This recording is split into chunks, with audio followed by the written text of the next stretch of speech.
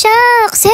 Halos lahat na ata ng dessert gamit ang avocado ay nagawa ko na. Pwera na lang dito sa trending na avocado cheesecake. Grabe, nung matikman ko to, muntik ko nang makalimutan mga utang ko. Parang pang-hype, literal na heaven. Magpapaulit ka talaga sa sarap. So syempre, hindi mo to matitikman kung maglalaway ka lang dyan, diba? Tara na, gawin na natin. Madali nga lang tong gawin, sundan nyo na lang. Dito, meron ako nabiling avocado. 60 ang kilo dito sa amin. Sa inyo ba? Panahon na nga nila, kaya sigurado sa iba mas mura na to. Yung avocado pala dapat wag yung sobrang hinog. Mas okay yung sakto lang kasi gagawin natin siyang cubes. Saka ayaw ko rin kasi nung parang sobrang lambot na medyo iba na ang amoy. Pero kayong bahala, kayong masusunod sa version nyo. And then ito nga yung ginawa ko, tinanggal ko lang siya sa shell niya, and then hiniwa-hiwa ko lang siya ng pa-cubes na maliliit. At dahil cheesecake nga ang gagawin natin, ay meron ako dito ang Monday Special Mamon na Classic. Ito ginamit ko kasi mas moist siya at sobrang lambot. Kung wala kayo nito, pwede kayong gumamit ng graham crackers kung gusto nyo naman ng medyo crunchy. Pero syempre dahil maiba naman, try nyo to. Promise hindi kayo magsisisi. Tapos ayan, tinanggal ko lang yung mga balat kasi hindi natin yung sasama. Malamang. Teka, mamon ka ba? Kasi kahit expired ka na, masarap ka pa rin kainin eh. Ayan, siseryosohin na naman. Iniwa ko nga lang pala to sa kalahati kasi yan yung gagawin nating base. Syempre, maglalagay din tayo dyan ng kahit anong klaseng cookies and cream. Kasi promise, mas masarap to pag may cookies and cream. 3 piraso nga lang ang nagamit ko dito. Tapos dudurugin ko lang siya ng ganito. Hindi masyadong durug ha. Kahit sa graham bar na ginagawa ko, hindi talaga mawawala ang flavor na cookies and cream. Gumamit lang din pala ako dito ng 2 all-purpose cream.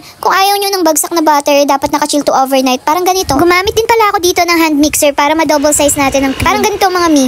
At pag medyo makapal na kagaya nito, ay pwede na yan. Tapos ilalagay ko na din tong condensed creamer na mango flavor. Hindi ko alam sa iba, pero mas gusto kong nilalagay to kaysa sa plain lang na condensed milk. At wag pala nating i-overmix para maintain lang yung cream niya. Naglagay din pala ako ng konting cream sa ilalim para hindi siya magdikit-dikit mamaya pag kinuha. Tapos nilagyan ko na rin pati mga gilid. Hindi ko alam size nitong container na ginamit ko, pero kahit anong container gamitin nyo ay pwede naman. Inassemble ko nga lang siya ng pagganito, saktong malagyan na ang buong lalagyan. Tapos ilalagay na natin siya layer by layer, so inuna ko lang dito yung mixture. And then sinunod ko na rin dyan pagkatapos yung avocado and yung cookies and cream. Anyway, nakadalawang layer pala ako dyan, tapos yung mga sobra inilagay ko na sa taas para mas maganda naman tingnan. And then pinatungan ko na rin ng cheese. And there you have it. At tigilan mo muna ang sarili mo na kumain kasi papalamigin pa natin yan. So papalamigin muna natin siya sa ref for about 4 hours or more kasi kahit dessert to, deserve din yan mag-chill.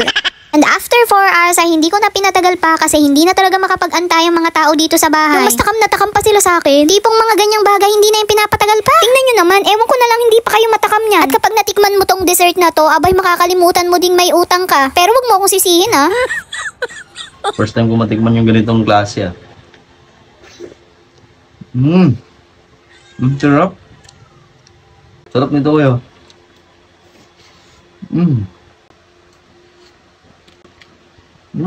Sarap sobra. Sarap.